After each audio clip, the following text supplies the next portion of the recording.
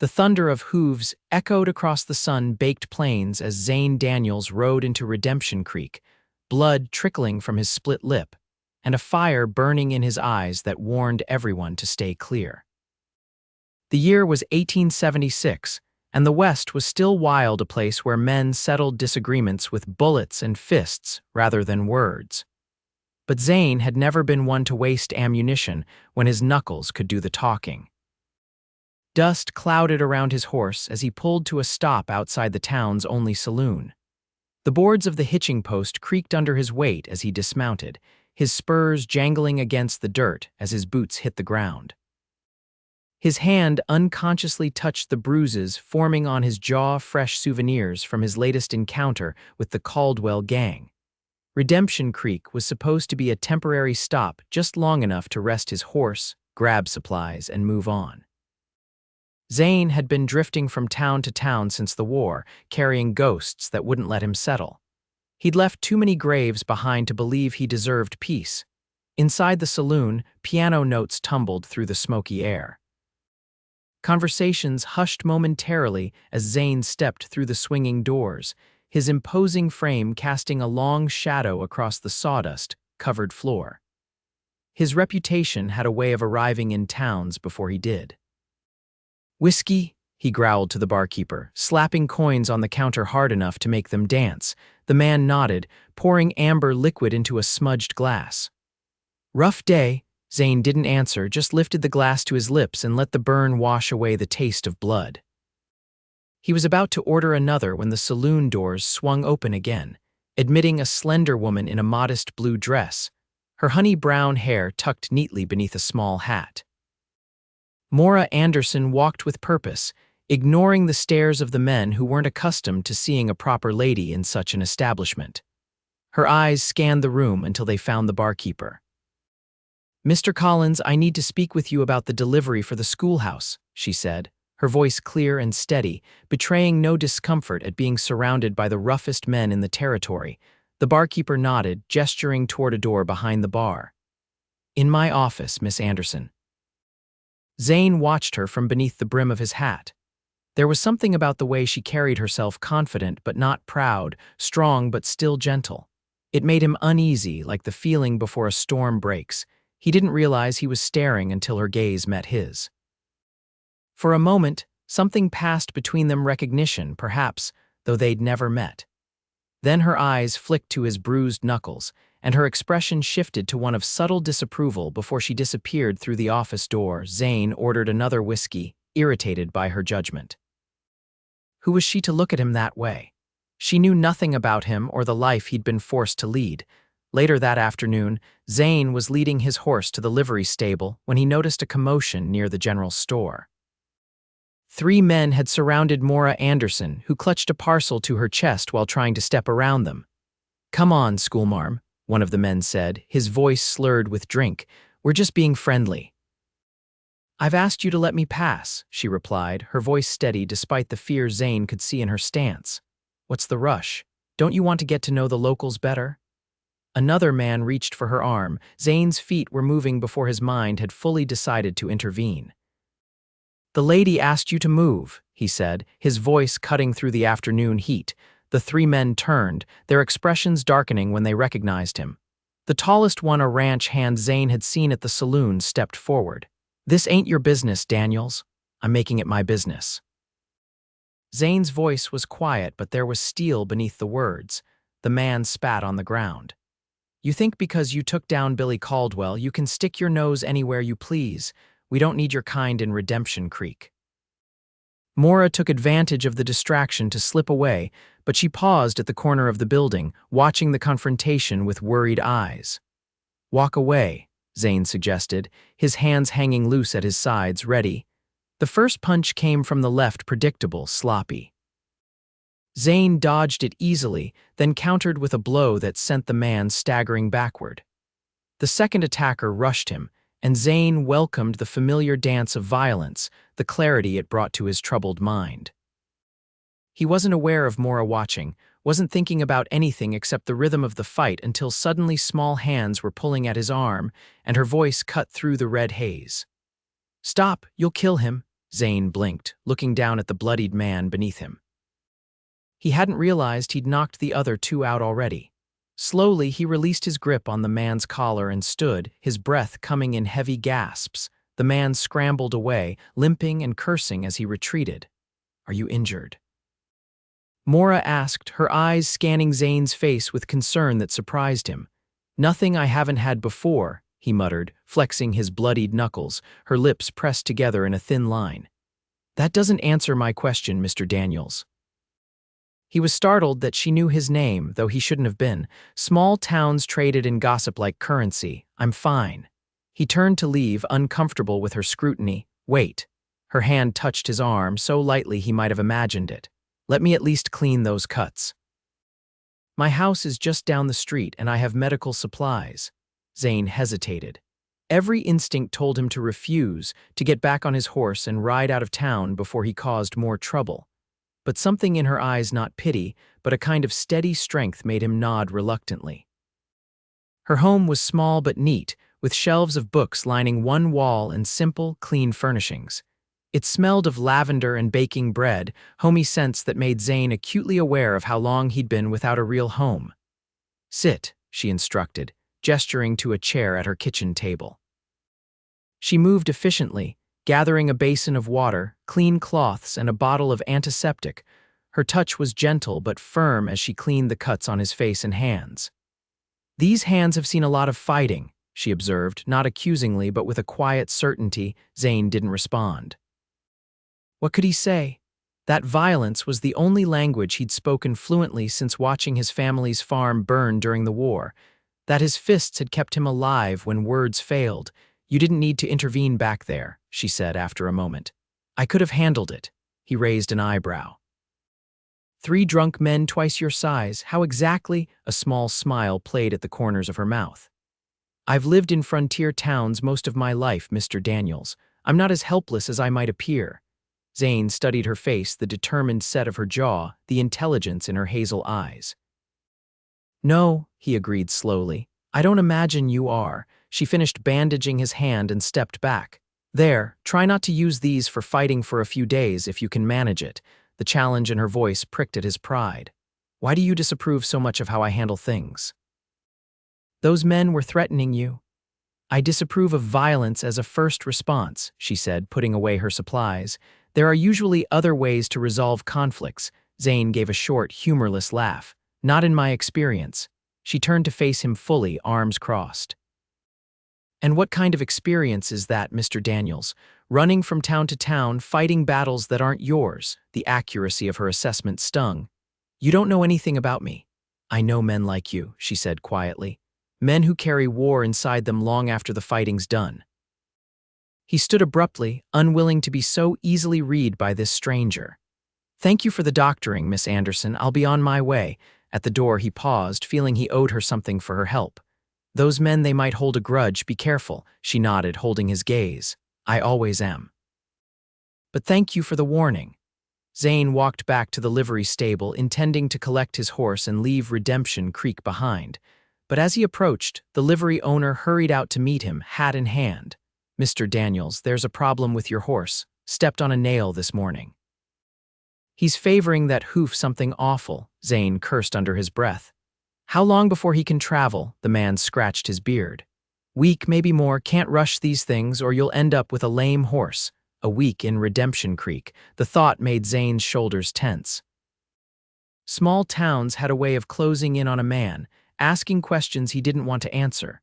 With no choice but to stay, Zane took a room at the boarding house and looked for ways to occupy himself while his horse healed. He found work at the livery, mucking stalls and shoeing horses, mindless labor that let him avoid conversation. But Redemption Creek was too small to avoid Maura Anderson for long. He saw her daily, walking to and from the schoolhouse on the edge of town, stopping to chat with merchants and mothers. Everyone seemed to know her, respect her. 3 days after the fight, Zane was repairing a fence behind the livery when he heard raised voices from the direction of the schoolhouse. Curiosity and something more protective that he didn't want to examine drew him closer. Maura stood on the schoolhouse steps, facing a well-dressed man whose expensive suit marked him as an outsider in this frontier town. "The answer is still no, Mr. Hargrove," she was saying, her voice firm despite the man's looming presence. "I will not sell the land to your mining company."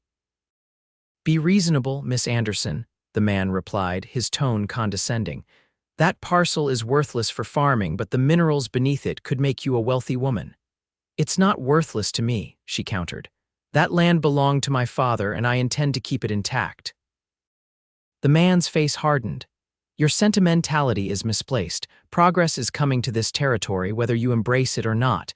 The railroad will reach Redemption Creek within the year, and when it does, you'll wish you'd taken my offer. My answer is final. Good day, Mr. Hargrove." The man tipped his hat with mock politeness, but his eyes were cold.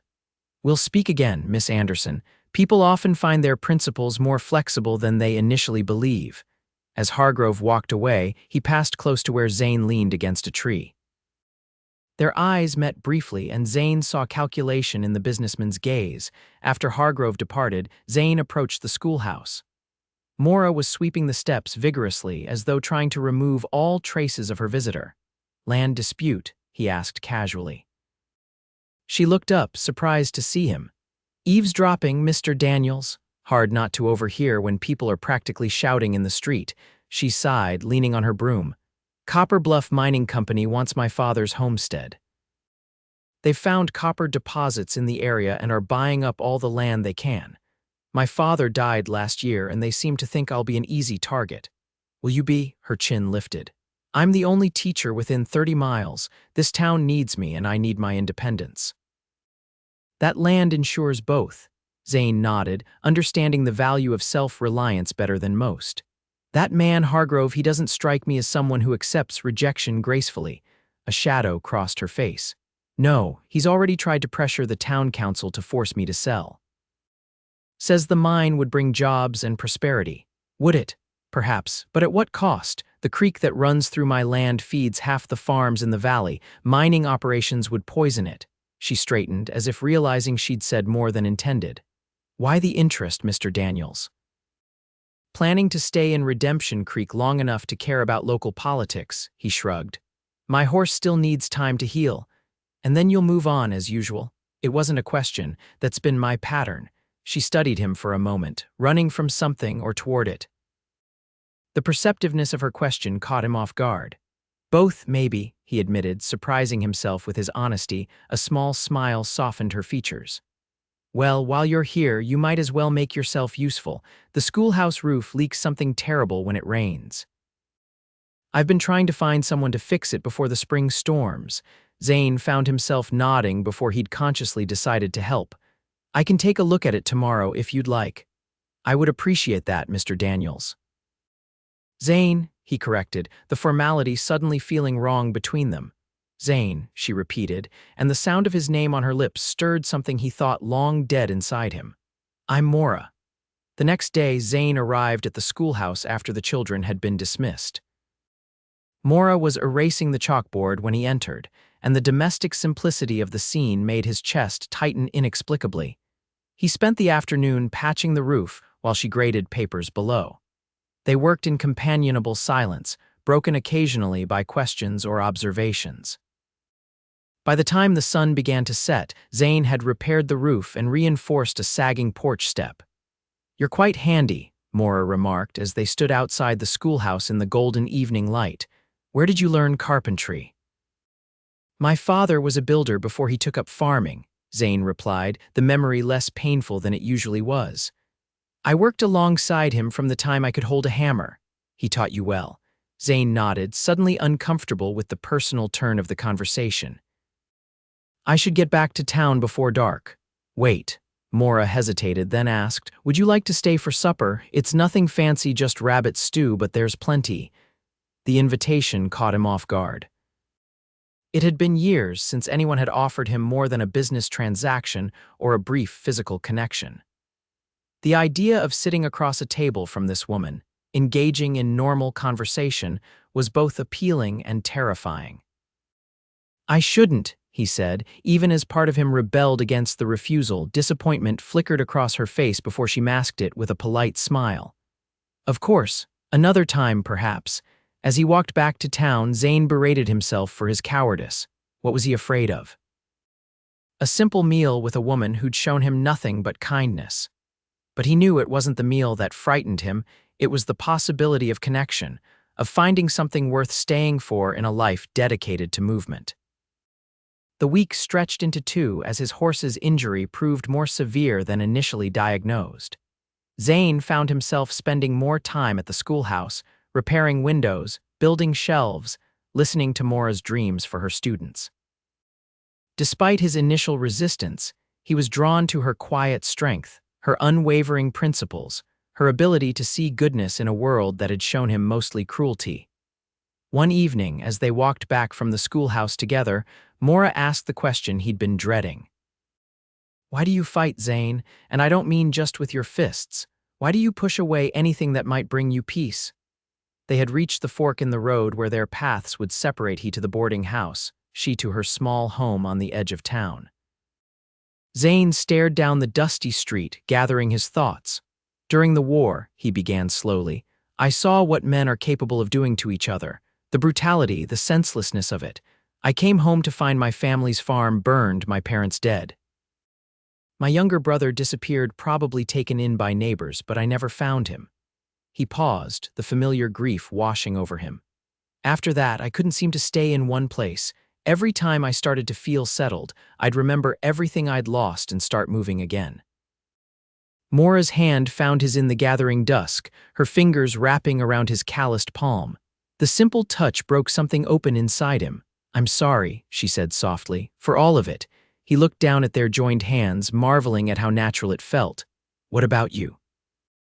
What brought you to Redemption Creek?" "My father was a surveyor for the territorial government. We moved frequently, but he always dreamed of settling down. When he retired, he bought that land outside town and built a home." A sad smile touched her lips. "He only got to enjoy it for 2 years before his heart gave out, but those were good years." Zane squeezed her hand gently. "And you stayed to honor his dream." "Partly that, but also because for the first time I had a purpose that was entirely my own.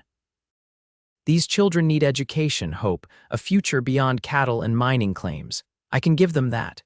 They stood in silence for a moment, connected by their joined hands and shared confidences. When Zane finally spoke, his voice was rough with emotion. "I should get you home before dark." She nodded, but neither of them moved to break their handclasp as they walked toward her house. 3 days later, the peaceful rhythm they had established was shattered. Zane was at the livery, checking on his horse's progress, when he heard shouting from the direction of the schoolhouse. He ran toward the sound, dread building in his chest. A crowd had gathered outside the small building. Smoke billowed from the windows, and flames licked at the roof he had so carefully repaired. Through the chaos, he spotted Maura, her face smudged with soot as she directed a bucket brigade. "Is everyone out?" he demanded, grabbing her shoulders. "The children were already gone for the day," she assured him, though her voice trembled. "I was alone when it started. For hours, the townspeople fought the blaze, but by nightfall, the schoolhouse was nothing but smoldering ruins." Maura stood before the wreckage, her expression shell-shocked. "All my books," she whispered as Zane approached. "All our work." He wanted to pull her into his arms, to promise her everything would be all right, but before he could speak, Sheriff Taylor approached, his expression grim. "Miss Anderson, I found something you should see." He held out a charred piece of paper. This was nailed to the back door. Zane looked over Maura's shoulder as she unfolded the paper. In rough block letters, it read, "Sell the land or next time IT will be your house." Maura's hands shook, but her voice was steady when she spoke. "Hargrove," the sheriff nodded. "Likely his doing, though we can't prove it. He left town this morning, supposedly heading back to the company headquarters in Denver." "He'll be back," Zane said grimly. "Men like that don't give up easily." Maura folded the paper carefully and handed it back to the sheriff. "I need to assess the damage in daylight, see what can be salvaged." "You can't stay alone tonight," Zane insisted. "Not after this threat." She looked up at him, fatigue evident in every line of her face. "I won't be driven from my home." I'm not suggesting you should be, but I'll be staying on your porch tonight just in case. She started to protest, then seemed to recognize the determination in his eyes. Fine. But you'll sleep in the spare room, not the porch. It's too cold at night. That night, lying in a bed in Maura's home, listening to her move quietly in the next room, Zane was struck by how quickly she had become important to him. The thought of harm coming to her awakened a protective fury he hadn't felt in years. He rose early the next morning and found Maura already dressed, making coffee in the kitchen. "I've been thinking," she said without preamble. "The mining company won't stop at burning the schoolhouse. They want my land and they'll do whatever it takes to get it." Zane leaned against the doorframe. "What are you considering?" She turned to face him, determination hardening her features. "I won't sell, but I need to make it clear that intimidation won't work either." "How do you propose to do that?" A slow smile spread across her face. "By using the law they're trying to circumvent. The territorial governor is an old friend of my father's. I'm going to write to him, requesting an investigation into Copper Bluff Mining's business practices." Zane nodded approvingly. "That's a start, but investigations take time and Hargrove strikes me as a man who works quickly. Which is why I also need to rebuild the schoolhouse immediately, to show I'm not afraid." "The town will help," Zane assured her. "These people respect you." She studied him for a moment. "And what about you, Zane? Your horse is nearly healed. Will you stay long enough to see this through?" It was the question he'd been asking himself all night. The sensible answer was no, this wasn't his fight, and getting involved would only complicate his life. But as he looked at Maura, with her quiet courage and unwavering principles, he knew he couldn't ride away. "I'll stay," he said simply. The relief in her eyes was worth any risk. Word spread quickly about the rebuilding effort. By mid-morning, half the town had gathered at the burned schoolhouse, carrying tools and materials. Men who'd never shown interest in education suddenly became experts in construction, volunteering their labor and skills. Zane organized the workers, his natural authority making him a leader without conscious effort. By sunset, the foundation had been cleared and new beams were being prepared. As the work continued over the following days, Zane noticed a change in himself. The restlessness that had driven him for years was quieting, replaced by a sense of purpose he hadn't felt since before the war. He found himself thinking of the future of watching children learn in the rebuilt schoolhouse, of helping Maura expand her teaching to include more advanced subjects. One evening, as they sat on her porch after a long day of construction, Maura broached the subject that had been hovering between them. "You're different when you're building something," she observed, watching his profile in the fading light. "More at peace." Zane nodded slowly. "Creation feels better than destruction. I'd forgotten that." "Is that why you fought? Because you forgot there were other ways to live?" He considered her question carefully. "Partly, but also because fighting was simple, clear, you know who your enemies are, what needs to be done."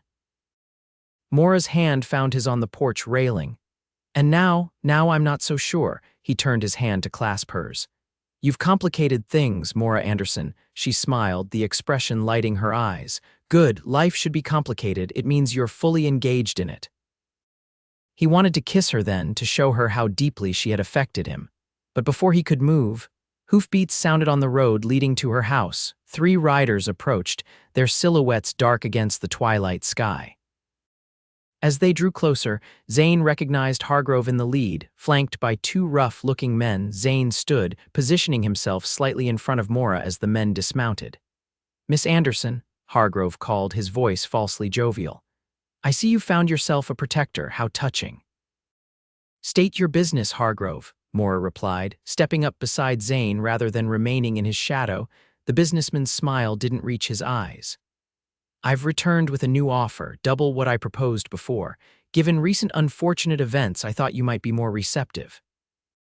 "You mean since you burned down my schoolhouse?" Maura's voice was steady with controlled anger. Hargrove spread his hands in a gesture of innocence. "I was in Denver when that regrettable incident occurred. You have my sympathies, of course." "She's not interested in your offer," Zane said, his voice low with warning, "or your fake sympathies." Hargrove's gaze shifted to him, assessing. "Mr. Daniels, isn't it? I've heard about you, a drifter with a violent past, not the sort of man whose counsel I would value were I Miss Anderson." "Leave my property," Maura demanded. "And know that I've written to Governor Bennett about your company's tactics. He's taking a personal interest in the situation." For the first time, uncertainty flickered across Hargrove's face. The governor has more pressing concerns than a small land dispute. "My father surveyed half this territory with Edward Bennett before he became governor. They were friends. Care to test how much influence that friendship still carries?" The businessman's expression hardened. "You're making a mistake, Miss Anderson. No schoolteacher and washed-up gunslinger can stand against progress." "We're not alone," Zane replied, gesturing toward town, where lights were appearing as word spread of Hargrove's arrival. Already, several figures could be seen moving toward Maura's house. Hargrove assessed the situation, then nodded to his men. "This isn't over," he promised as he mounted his horse. "There are many ways to acquire land." After the riders departed, Zane turned to find Maura trembling slightly.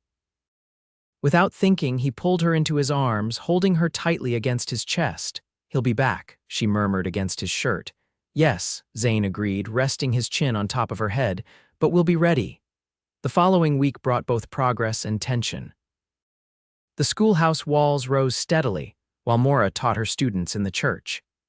Zane found himself settling into the rhythm of Redemption Creek, greeting townspeople by name, accepting invitations to meals, offering his skills where needed.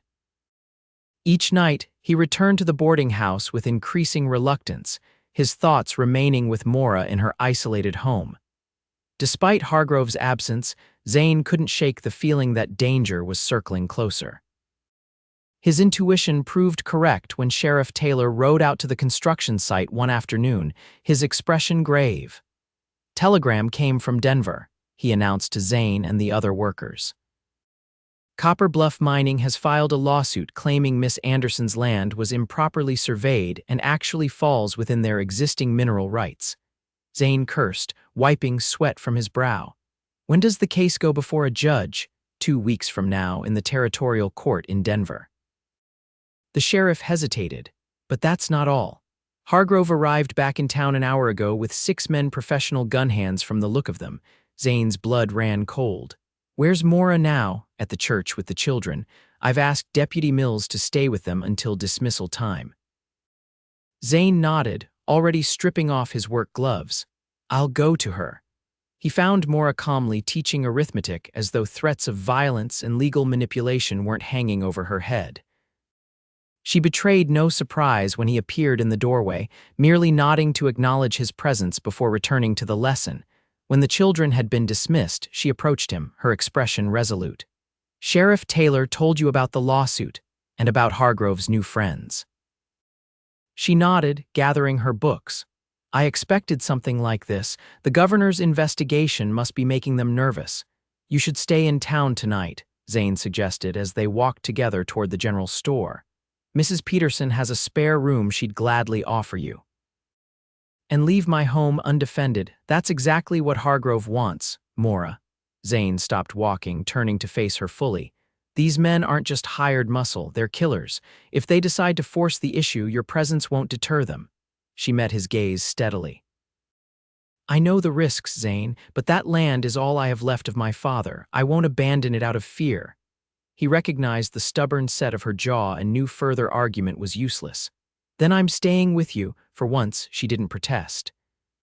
That evening, as they sat before the fire in her small home, the domesticity of the scene struck Zane forcefully.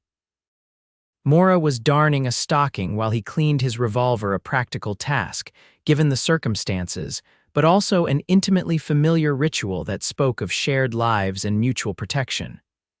"What will you do if the court rules against you?" he asked, breaking the comfortable silence. Maura's hands stilled for a moment before resuming their steady work. "Appeal, and if that fails, find another way to fight. The law isn't always just, especially when money's involved. And if fighting becomes dangerous," she looked up, holding his gaze. "Everything worth having involves risk, Zane. You know that better than most." He did know it, had lived by that principle during the war and after, but the risks he'd taken had been for his own survival, not for something he believed in beyond himself. What about the children? He asked softly. They need their teacher. They need more than reading and arithmetic, she countered. They need to see that principles matter, that standing up for what's right isn't just something in storybooks. Pride and fear warred in his chest as he looked at this remarkable woman who had somehow awakened his dormant heart. You're the bravest person I've ever known, Maura Anderson. A flush colored her cheeks. Not brave, just stubborn. Both, he insisted, setting aside his gun and moving to sit beside her on the small sofa. And much too good for a broken man like me. She reached up, her fingertips tracing the scar that ran along his jawline. Not broken, just a little battered, and remarkably whole where it counts. Her touch was like a balm to wounds he'd carried so long he'd forgotten they could heal. Without conscious thought, he leaned forward, his lips finding hers in a kiss that began gently but quickly deepened with all the emotion they'd been holding back. When they finally parted, breathless, Maura's eyes were bright with a mixture of surprise and certainty. I've been wanting you to do that for weeks, she confessed. Zane smiled, the expression feeling strange and wonderful on his face. I've been wanting to do it since the day you disapproved of my bloody knuckles. She laughed, the sound rich and warm in the quiet room. What an unlikely pair we make. The most unlikely, he agreed, pulling her closer for another kiss. Later that night, as Maura slept in her bedroom and Zane kept watch in the small sitting room, he heard the approach of horses, multiple riders, moving quietly. He was on his feet instantly, gun in hand. Maura, he called softly, moving toward her bedroom. We have company. She appeared in the doorway, already dressed, her hair hastily braided. How many? Can't tell yet. At least 3. He handed her the rifle that had been propped near the door. Take position by the back window. If shooting starts, stay low. She nodded, her face pale but determined in the moonlight. As she moved to the rear of the house, Zane positioned himself near the front door, peering through a crack in the curtains. 5 riders had stopped a short distance from the house. Even in the dim light, he could make out Hargrove's distinctive silhouette. The other men spread out, surrounding the small building. Miss Anderson, Hargrove called, I know you're awake. Come out and let's discuss this situation like reasonable people. Maura appeared at Zane's side, her rifle held confidently. What do they want? The land deed? Probably, Zane murmured, but they may also want to eliminate the problem entirely. Her eyes widened slightly, but her voice remained steady when she called back. It's the middle of the night, Mr. Hargrove. Any reasonable discussion can wait until morning. I'm afraid time is a luxury we don't have, the businessman replied.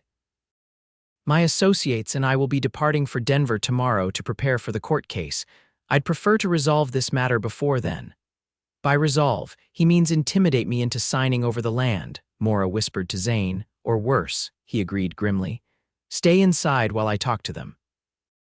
Before she could protest, he slipped out the door, his gun held low but visible at his side.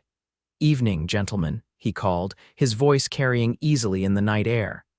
Miss Anderson is turning in for the night. You'll have to conduct your business during daylight hours. Hargrove's laugh held no humor. Mr. Daniels, always the protective knight, but you should know this conflict isn't one you can settle with your fists. I'm aware, Zane replied evenly. That's why the territorial governor is now involved. Burning schoolhouses, threatening women, these aren't the actions of legitimate businessmen. One of Hargrove's men moved his horse forward, hand hovering near his holstered gun. We don't take kindly to accusations, mister. Zane's focus narrowed, his senses heightening as they always did before violence erupted. He was conscious of Maura inside the house, of the distance to each rider, of the cold weight of his revolver in his palm. I'm not looking for a fight, he said carefully. But if one starts, I guarantee some of you won't ride away from it. Tension stretched between them, taut as a bowstring. Zane saw the moment the gunman decided to draw, read it in the slight shift of his weight, the tightening of his fingers. The shot came from behind Zane, a rifle crack that split the night. The bullet kicked up dirt near the lead rider's horse, causing the animal to rear in panic. Maura stood in the doorway, rifle raised, her voice steady as she called out, "The next one won't miss. Leave my property now, all of you." Surprise registered on Hargrove's face, quickly replaced by calculation. After a long moment, he nodded to his men. Another time, perhaps, the law will settle this matter soon enough. As the riders departed, Zane turned to Maura, a mixture of admiration and exasperation on his face. "I thought we agreed you'd stay inside."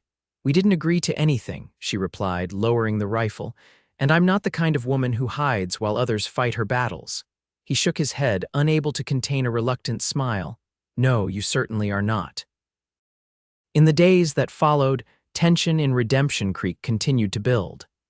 The schoolhouse was completed ahead of schedule, a testament to the town's solidarity with their teacher. Meanwhile, preparations for the court case consumed Maura's free time as she gathered documents and witness statements. Zane remained by her side, moving his few belongings from the boarding house to her spare room despite the inevitable gossip. Propriety seemed a small concern compared to her safety.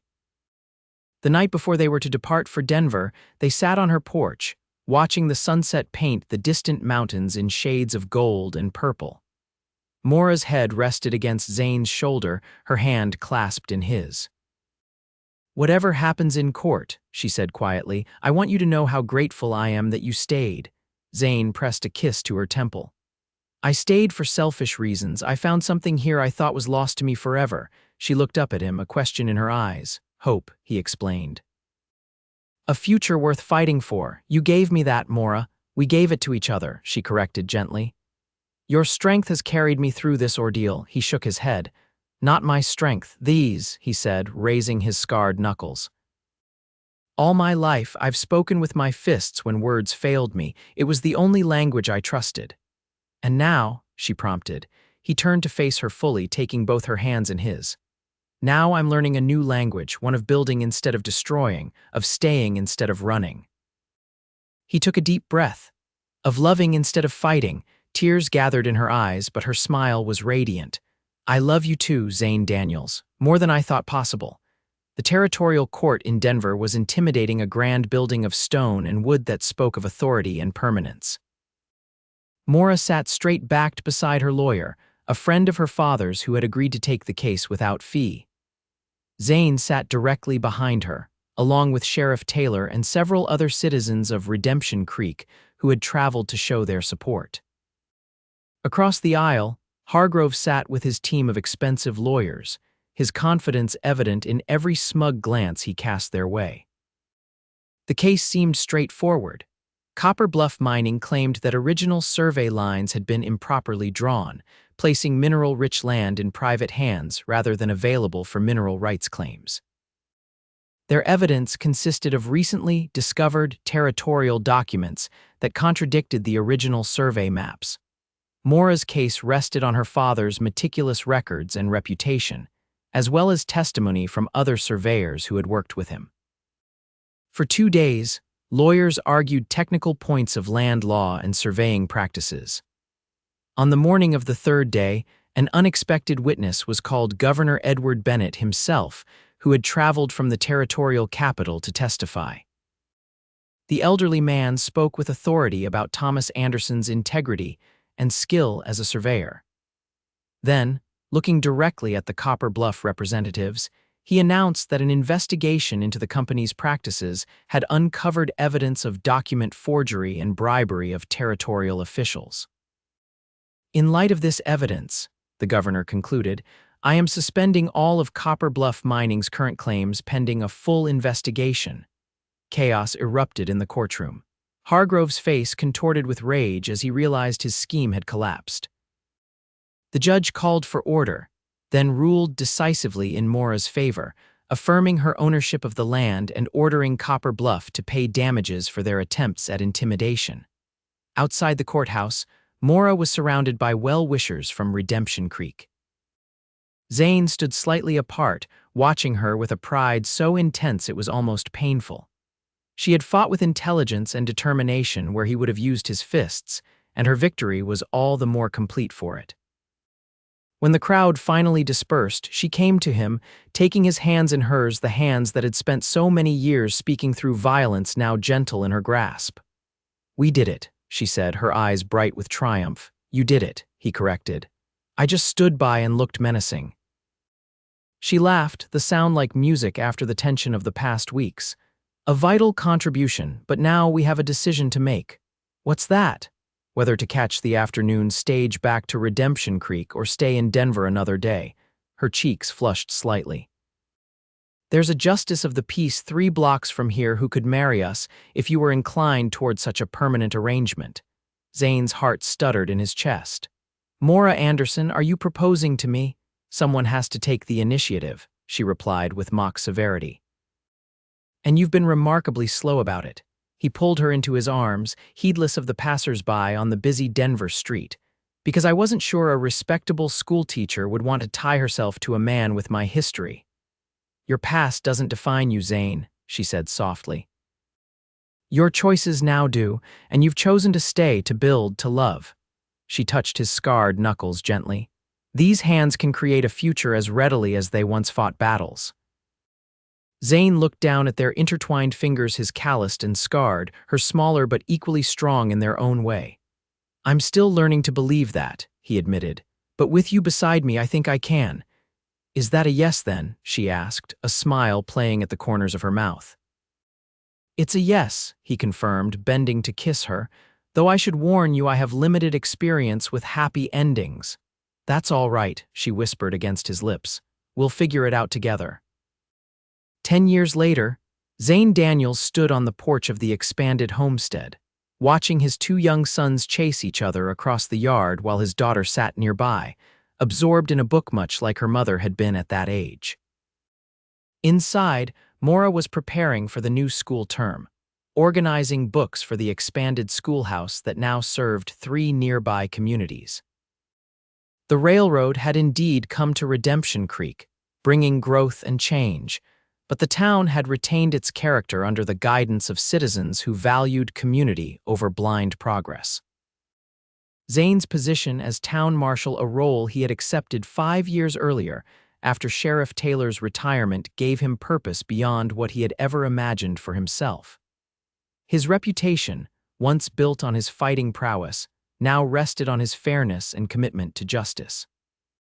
As the sun began to set, Maura joined him on the porch, slipping her hand into his, a gesture that had become as natural as breathing over the years. "Penny for your thoughts," she said, leaning against his shoulder. He smiled, looking out at the land they had defended together, at the children born of their love, at the life they had built from unlikely beginnings. "I was thinking about languages," he replied, "and how you taught me one I never thought I could speak." She looked up at him questioningly. "The language of staying," he explained, "of building something permanent, of loving without fear." Maura's eyes softened with understanding. "You always had the capacity for it. You just needed someone to hold your hand while you remembered how." Zane brought her hand to his lips, kissing the wedding band that symbolized all they had become to each other.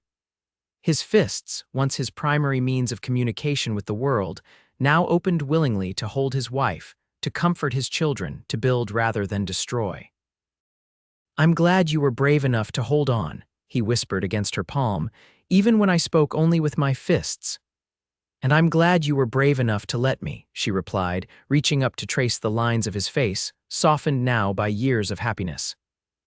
Some battles are won with open hands rather than closed ones. As their children ran toward them, faces alight with the simple joy of family, Zane knew with absolute certainty that this, not the victories of war or fistfights, was the truest measure of a man's strength. The courage to open his heart, to build a home, to love without reservation. It had taken a schoolteacher's steady hand to teach a fighting man that the most powerful language wasn't spoken with fists at all, but with an open heart and the willingness to stay.